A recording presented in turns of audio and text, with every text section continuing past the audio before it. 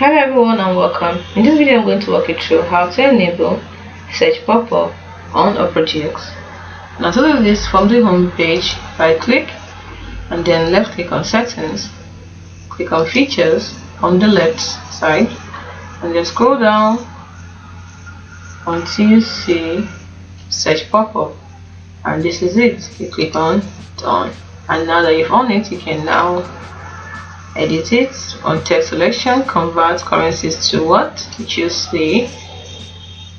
what you want, the currency conversion rate, the units and the time zones. Now to know more about search pop-up, click on learn more. Now the search pop-up tool is Opera's utility belt that allows you to search or copy or share.